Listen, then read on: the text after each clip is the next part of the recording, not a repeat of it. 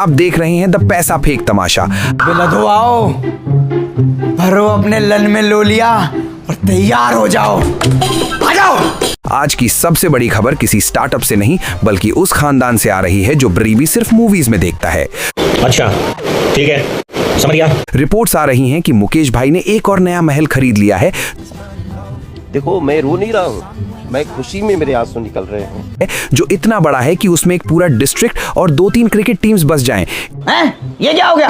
ये क्या सुन रहा हूँ मैं? इधर मिडिल क्लास एक एक्स्ट्रा चीज स्लाइस के लिए 20 रुपए बचाने की प्लानिंग कर रहा है और उधर रिलायंस वाले सिर्फ गुड मॉर्निंग बोलने के लिए एक नया आइलैंड खरीद रहे हैं।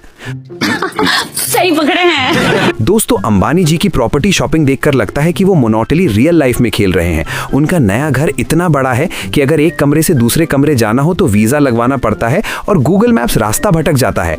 इसमें खर्चा इतना है ना कि असली वाले अमीर भी अफोर्ड कर सकते हैं। हम लोग यहाँ अर्ली बर्ड डिस्काउंट और by one get one free के लिए दंगे कर देते हैं और वहाँ अनंत अंबानी की शादी का फंक्शन इतना लंबा चलता है कि जितने में एक बच्चा इंजीनियरिंग की डिग्री ले ले। मैं गरीब हूँ, मैं गरीब हूँ। इनके घर के कुत्ते भी शायद सिल्क के गद्दों पर सोते होंगे। और हम आज भी वही टूथपेस्ट को बेलन से दबा दबा कर निकाल रहे हैं जैसे उसमें से सोना निकलने वाला हो। अंबानी इसके लिए इन्फ्लेशन एक मिथ है, जैसे हमारे लिए फुल अटेंडेंस एक सपना। क्या हुआ है? अंबानी जी की घड़ी की कीमत में तो पूरा का पूरा यूपी बिहार सेटल हो जाए और हम यहाँ 5 मिनट लेट होने पर बॉस की गालियां खाते हैं। हमारे यहाँ ऐसा ही होता है। घर में इतने एसी हैं कि आर्कटिक की सारी बर्फ वहीं शिफ्ट होने की प्लानिंग कर रही है। किधर है? किधर है? हमारे लिए वेल्थ मैनेजमेंट का मतलब है महीने के आखिर में 500 रुपए बचाना। इनके लिए है एक नया देश खरीदना। ये मेन्यू, ये मेरे जैसा दिखने वाला है। जितना कैश इनके वेडिंग इनवाइट में होता है उतने में तो हमारे पूरे मोहल्ले की 3 पुश्ते रिटायर हो जाएं। खैर, पैसा तो आनी जानी चीज है, बस हमारे पास आने में थोड़ा रास्ता भटक गई। ये बड़ी अच्छी बात कही आप।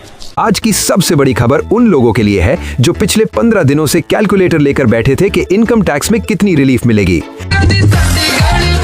दोस्तों, बजट 2026 आ चुका है। फाइनेंस मिनिस्टर ने फाइल खोली और मिडिल क्लास की सारी उम्मीदों पर कंट्रोल और डिलीट दबा दिया। ये क्या हो गया? ये क्या सुन रहा हूँ मैं? देश जानना चाहता है कि टैक्स स्लैब बढ़ने की उम्मीद में बैठे लोगों का क्या हाल है।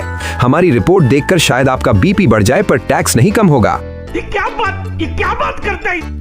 दोस्तों, इस बार के बजट में मिडिल क्लास के साथ वही हुआ जो टिंडर की डेट पर होता है। बहुत बढ़िया। उम्मीद दिखाई स्टार वाली और रियलिटी मिली आधार कार्ड वाली। देखो मैं रो नहीं रहा हूँ। निर्मला जी ने जैसे ही स्पीच शुरू की, लोग टीवी से ऐसे चिपक गए जैसे कोई इंडिया पाकिस्तान का फाइनल हो।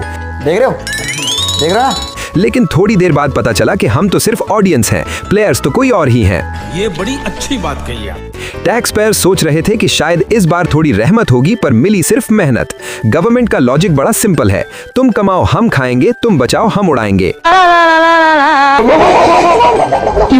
मिडिल क्लास की हालत उस एंड्रॉइड फोन जैसी हो गई है जो चार्ज तो 100% होता है, पर दिन खत्म होने से पहले ही बैटरी लो बोल देता है।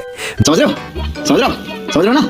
निर्मला जी की एक आईब्रो उठी और 10 लाख लोगों की एफडी ने सुसाइड कर लिया। तेरा बाप यहाँ छोड़कर गया था कि तेरी माँ? बजट में मिडिल क्लास का स्वागत ऐसे होता है जैसे शादी में बिन बुलाए मेहमान का।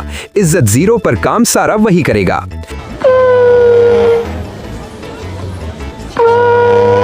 इनकम टैक्स लैब्स देखकर लग रहा है कि सरकार कह रही है जिंदा हो इतना काफी नहीं है क्या?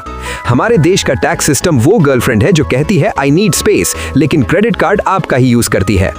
ये बड़ी अच्छी बात कही आप। बजट 2026 सुनने के बाद लोग अब इन्वेस्टमेंट प्लान्स नहीं बल्कि किडनी सेलिंग प्राइस सर्च कर रहे हैं।